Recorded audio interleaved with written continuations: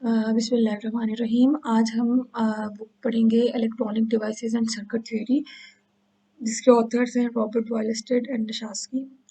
और इसमें जो हम आज टॉपिक कवर करेंगे वो बेसिकली हम देखेंगे सेमीकंडक्टर मटेरियल्स का इंट्रोडक्शन देखेंगे। बेसिकली आपके पास जो मटेरियल्स हैं, these are divided into three categories mainly: insulators, conductors and semiconductors.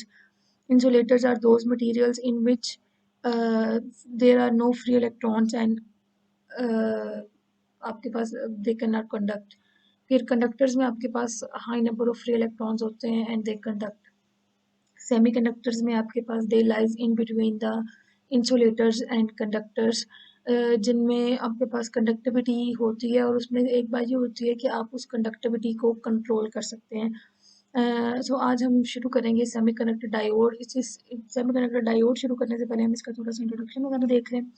सो अब आपके पास ये जितनी भी इस वक्त हमारे पास कंप्यूटर्स हैं और जो भी टेक्नोलॉजी है, दिस ऑल ओस टू द ये डायोड टेक्नोलॉजी और सेमीकंडक्टर डायोड्स को, कि इनिशियली हमारे पास ये डायोड्स और ट्रांजिस्टर्स डिस्कवर हुआ।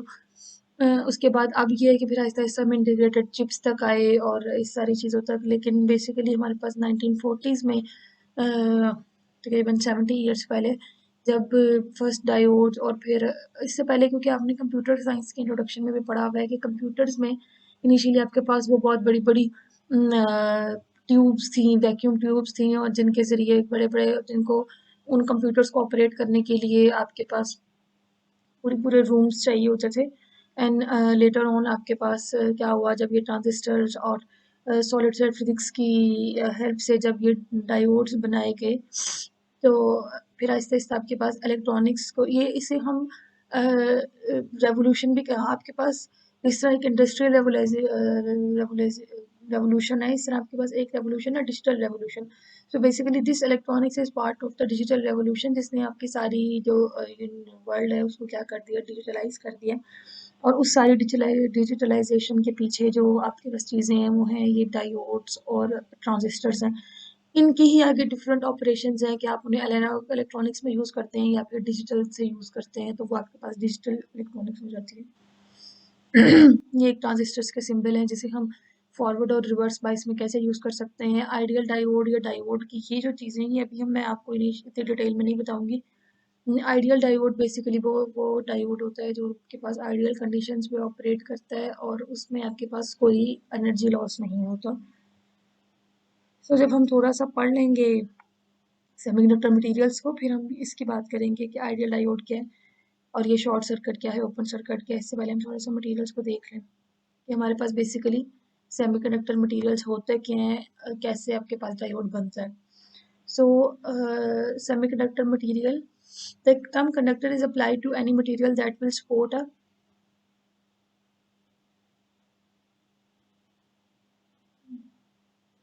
generous flow of charge when a voltage source of limited magnitude is applied। यानी आपके पास एक small application of small voltage से आपके पास लार्ज फ्लो ऑफ करंट मिल सकता है। इंसुलेटर में ये है कि आपके पास वेरी लो कंडक्टिविटी होती है अगर आप जितनी मर्जी प्रेशर से वोल्टेज अप्लाई कर दें। और semiconductor is a material that has conductivity level somewhere between the extremes of an insulators and conductors.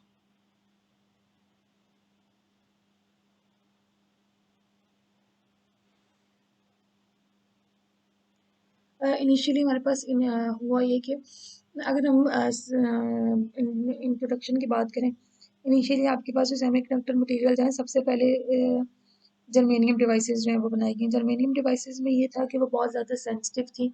वो इतनी सेंसिटिव थी कि आपके पास स्मॉल चेंजेस इन एनवायरनमेंट के टेम्परेचर वगैरह की वजह से आपके पास उनकी जो एफिशिएंसी है वो डिस्टर्ब हो जाती थी। फिर सिलिकॉन डिवाइसेस आई। अब किसी भी किस्म की सेमीकंडक्टर डिवाइस में आपके पास एक चीज़ होती है कॉस्ट, फिर अवेलेबिलिटी, और फिर ये कि आपके पास उसकी क्या है, एफिशिएंसी क्या है। जर्मेनियम जो सिलिकॉन है उसमें सबसे बड़ा फ़ायदा ये था कि आपके पास ये हैविली अबंडेंट मटेरियल था ऑन अर्थ, क्योंकि सिलिकॉन सैंड से मिलती है। सो इस पे रिसर्च की गई। इसकी डिवाइसेस जो हैं वो इंटरमीडिएट थी, जिनकी स्पीड भी नॉर्मल थी और एफिशिएंसी भी, और जिसे कहते हैं स्पीड भी। लेकिन फिर इसके बाद गैलियम आर्सेनाइड डिवाइसेस जो हैं वो बनाई गई और उन पे बहुत ज़्यादा कॉस्ट आई, लेकिन क्योंकि at that time scientist were eager कि वो डिस्कवर करें हाई स्पीड डिवाइसेस, तो गैलियम आर्सेनाइड डिवाइसेस बनाई गई। यहाँ पर शायद इस बुक में भी हो, मैं आपसे कुछ डाटा थोड़ा शेयर करूँगी आपके पास कि किस तरह से आपके पास स्पीड और सेंसिटिविटी पे हम डिपेंड करते हैं। अब ये देखिए सेमीकंडक्टर मटेरियल्स में बेसिकली होता क्या है कि आपके पास इन मटेरियल्स में आउटर मोस्ट शेल में 4 इलेक्ट्रॉन्स होते हैं, जो फोर्थ ग्रुप के एलिमेंट्स हैं उन्हें हम सेमीकंडक्टर मटेरियल्स कहते हैं। अब इसमें क्या है, सारे जो एटम्स हैं वो अपने नेबरिंग एटम्स के साथ कोवलेंट बॉन्डिंग के थ्रू कनेक्टेड है। ये सिलिकॉन एटम है जिसके अराउंड 4 इलेक्ट्रॉन्स हैं और ये अपने 4 नेबर्स से क्या कर रहा है, उससे शेयर कर रहा है, और हमारे pass through out the crystal of the semiconductor material ये शेयरिंग चल रही है।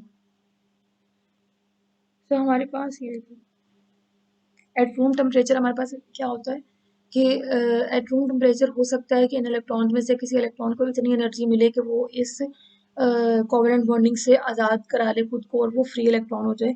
सो at room temperature there are approximately 1.5 into 10 raised to power 10 free carriers in a cubic centimeter, यानी इतने क्यूबिक सेंटीमीटर वॉल्यूम के अंदर 1 सेंटीमीटर क्यूबिक वॉल्यूम के अंदर इस तरह का अगर एक क्यूब हो 1 सेंटीमीटर से, तो उसमें आपके पास 1.5 इंटू 10 फ्री इलेक्ट्रॉन्स होते हैं eight room temperature for the pure semiconductor. Intrinsic material की बात करें, अभी मैंने आपको वो डोपिंग नहीं पढ़ाई, ये जो ऊपर सिलिकॉन था वो भी सारा प्योर सिलिकॉन था। Intrinsic materials are those materials that have been carefully refined to reduce the impurity level very low, जिसमें impurity नहीं होती।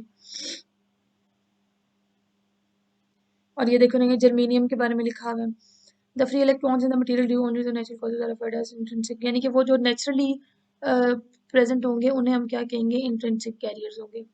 जर्मेनियम में आपके पास बहुत ज़्यादा अमाउंट में फ्री कैरियर्स हैं 2.5 इंटू 10⁻3, यानी ये हाईली कंडक्टिव है। और जैसे ही हम टेम्परेचर इंक्रीज करते हैं हमारे पास इन फ्री इलेक्ट्रॉन्स में एक इंक्रीज आ सकता है। ये semiconductor materials such as germanium and silicon that will show a reduction in resistance, उनकी रेजिस्टेंस क्या है, डिक्रीज होती है जैसे जैसे टेम्परेचर इंक्रीज होता है। बस ये एनर्जी लेवल्स तक आज आपको कराऊंगी। बेसिकली जो हमारा कंडक्शन है ना वो डिपेंड करते हैं, मैं आपको बताती हूँ 3 तरह के मटेरियल्स हैं हमारे पास। जो एक एटम का एनर्जी लेवल के लिहाज से जो मॉडल है ना वो ये डिस्क्राइब करता है आपके पास कि एक एटम है जिसमें सेंटर में न्यूक्लियस है, न्यूक्लियस जो है वो सबसे लो एनर्जी स्टेट पे है, उसके बाद इलेक्ट्रॉन्स है पहले शेल में, फिर दूसरे शेल में, फिर तीसरे शेल में। जैसे जैसे आप एक शेल से दूसरे शेल में जाते जा रहे हैं जो एनर्जी का लेवल है वो इंक्रीज हो रहा है। अब एक एनर्जी बैंड थ्योरी है विच डिस्क्राइब्स कि आप इसको 3 बैंड्स में जो है ना वो 2 बैंड्स में डिवाइड कर सकते हैं। एक वैलेंस बैंड है, जब तक आपके पास इलेक्ट्रॉन्स वैलेंस शेल में या फिर एटम के साथ कनेक्टेड हैं दैट मीन्स कि वो वैलेंस बैंड में, और जब वो एटम से फ्री हो जाते हैं तो आप ये कहते हैं कि ये कंडक्शन बैंड में है।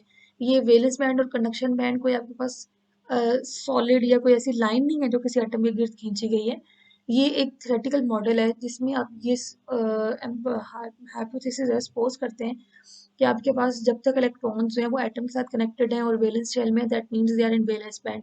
as long as they are free from the atom, जैसे ही as they get free from the atom they become free electrons, and free electrons will be the part of the conduction, so they will be called as they are in the conduction band। अब इस valent band से conduction band के दरमियान जाने के लिए जो energy require होती है उस एनर्जी को हम कहते हैं कि ये एनर्जी गैप है, ये आपके पास एनर्जी गैप है।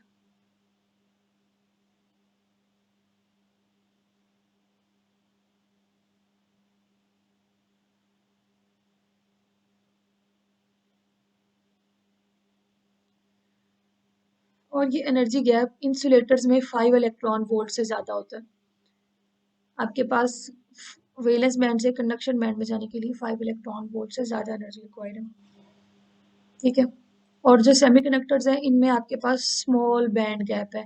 अगर आप सिलिकॉन के लिए देखें तो 1.1 इलेक्ट्रॉन वोल्ट है, जर्मेनियम के लिए 0.67 इलेक्ट्रॉन वोल्ट है, और गैलियम आर्सेनाइड के लिए 1.14। अब जो मैंने बात की थी कि जब मैंने इंट्रोडक्शन में आपको बताया कि जर्मेनियम डिवाइसेस बनाई गई लेकिन they were very sensitive to the temperature, इस वजह से कि आपके पास उनके दरमियान ये जो बैंड गैप है ये 0.67 इलेक्ट्रॉन वोल्ट है, ये बहुत स्मॉल है।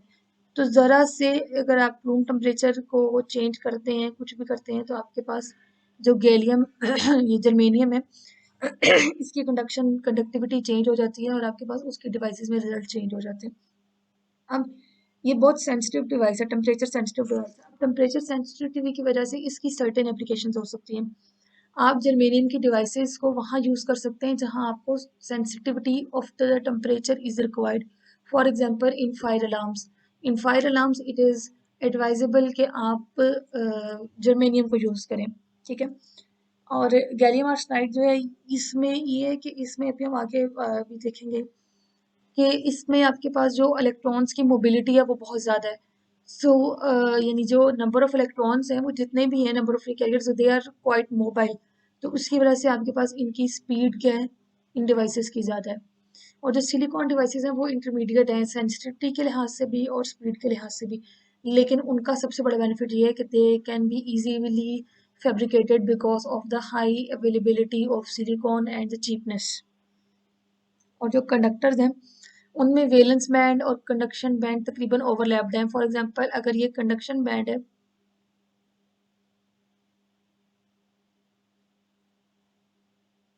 तो ये वैलेंस बैंड है, यानी ये वैलेंस बैंड और कंडक्शन बैंड के ओवरलैप्ड है, ठीक है।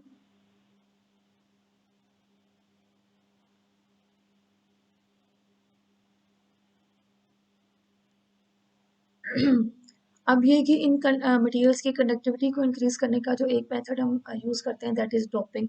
जब तक आपके पास मटेरियल में कोई इम्प्योरिटी नहीं है that is an intrinsic material, जैसे ही आप इसमें कोई एक्सटर्नल इम्प्योरिटी ऐड करते हैं सो दैट मीन्स कि that is subjected to doping process. And doping is basically used to increase the conductivity of the material. इस टाइप में दो टाइप की डोपिंग होती है, एक एन टाइप मटेरियल्स हैं और एक पी टाइप मटेरियल्स हैं।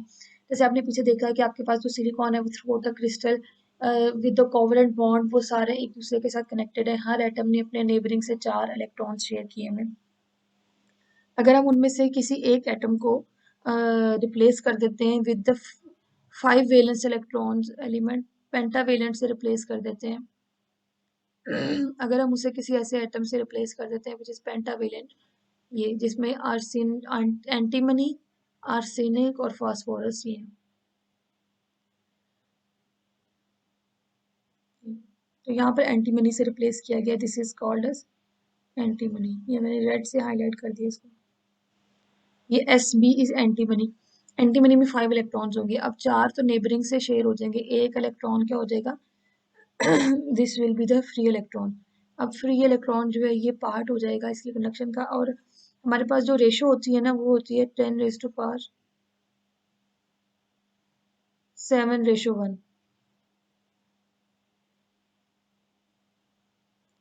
यानी आप सिलिकॉन के 10⁻⁷ एटम्स में एक इम्प्योरिटी का एटम ऐड करते हैं।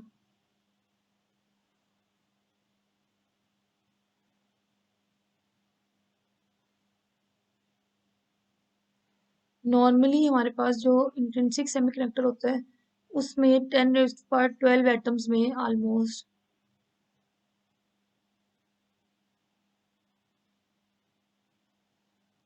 एक फ्री इलेक्ट्रॉन होता है। जब आप इम्प्योरिटी ऐड कर देंगे तो आपके पास 10⁻7 एटम्स में एक फ्री इलेक्ट्रॉन आपको मिलेगा। तो इसका मतलब है कंडक्टिविटी जो है वो आपके पास इंक्रीज हो जाएगी। अब ये देखो, अब यहाँ पर ये क्या आ गया, फ्री इलेक्ट्रॉन है। अब ये फ्री इलेक्ट्रॉन जो है वो आपके पास मूव कर सकता है next next next next. So this electron is the donor. ये आपके पास फिर ये जो इम्प्योरिटी आपने ऐड की है इसने क्या किया, इसने पूरे क्रिस्टल को क्या किया, एक इलेक्ट्रॉन डोनेट किया है। तो इसका मतलब है ये एक डोनर इम्प्योरिटी है, या फिर आप कह सकते हैं कि ये एक डोनर एटम है। और हमारे पास नॉर्मली क्या होता है, ये कंडक्शन बैंड है।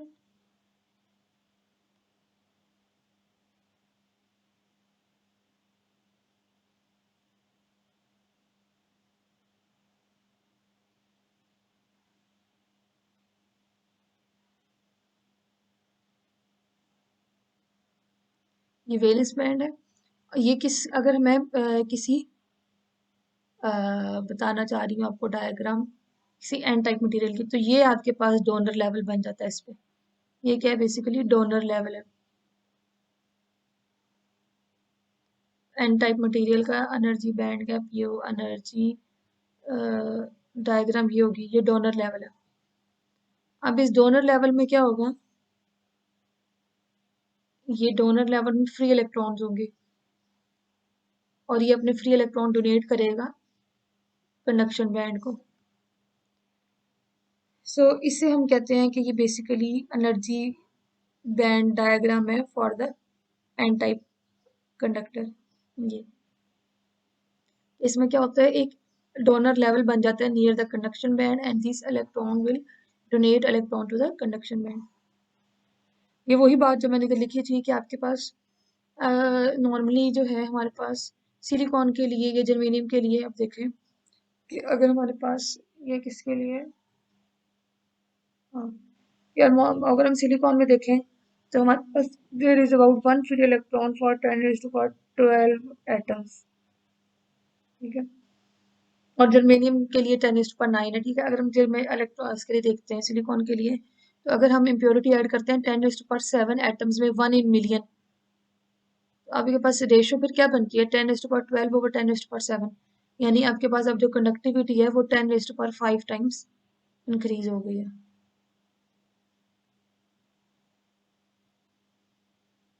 ये देख लो, ये आपके पास क्या बन गया, ये एक डोनर लेवल बन गया।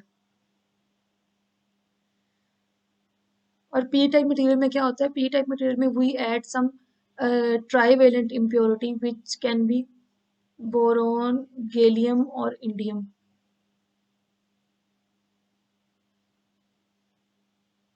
अब इस ट्राइवेलेंट इम्प्योरिटी में क्या होगा इसमें ट्राइवेलेंट मतलब है इसके आउटर मोस्ट शेल में 3 इलेक्ट्रॉन्स होंगे, वो 3 इलेक्ट्रॉन्स वो अपने नेबरिंग से शेयर कर लेगा। यहाँ थर्ड पे आपके पास के फोर्थ पे क्या आ जाएगा, एक वैकेंसी आ जाएगी जिसे हम क्या कहेंगे, होल।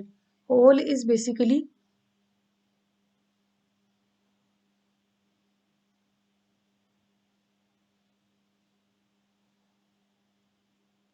Vacancy of electron.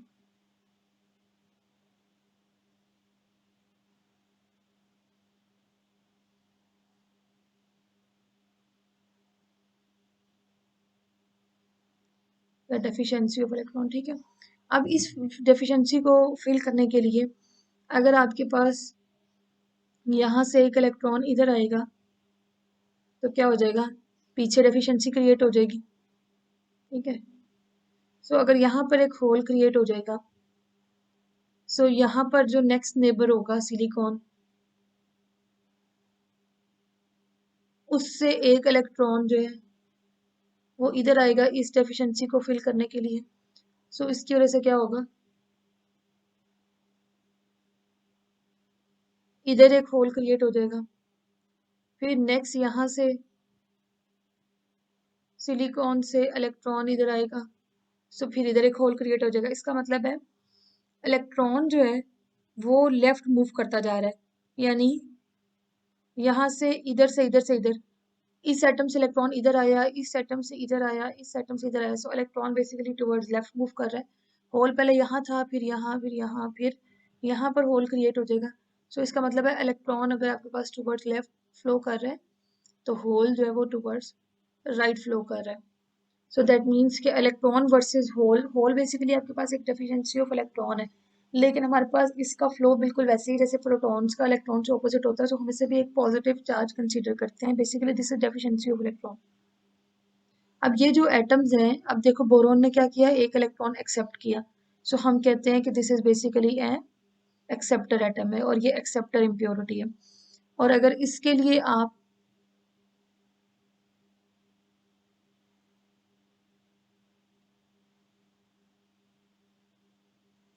अगर इसके लिए हम लेवल बनाते हैं ना, वो एनर्जी बैंड डायग्राम बनाते हैं, तो वो कुछ यूं बनती है, ये कंडक्शन बैंड है,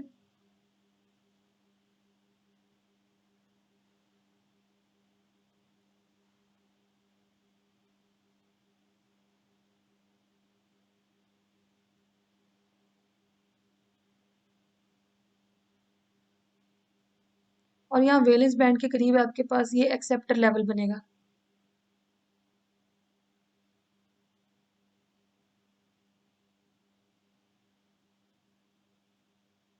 एक्सेप्टर लेवल, तो इस एक्सेप्टर लेवल में क्या होगा आपके पास, ये जो वैलेंस बैंड है यहाँ से इलेक्ट्रॉन्स हैं वो इस होल को क्या करेंगे, फिल करेंगे डेफिशिएंसी को। सो आपके पास ये बेसिकली फिर इधर बैंड गैप क्या हो जाएगा, रिड्यूस हो जाएगा। और वही इलेक्ट्रॉन वर्सेस होल फ्लो की, अगर hole are moving towards left तो आपके पास इलेक्ट्रॉन फ्लो करेंगे टुवर्ड्स राइट। अब एन टाइप मटेरियल में आपके पास जो इलेक्ट्रॉन है दे आर मेजॉरिटी कैरियर्स, और पी टाइप में जो होल्स हैं they are the majority carriers, and if electrons are majority carriers then holes are minority carriers. In p type if holes are majority carriers that means electrons are minority carriers. ठीक है, बस diode से पहले पहले आज तक हम देखते हैं भी डायोड फिर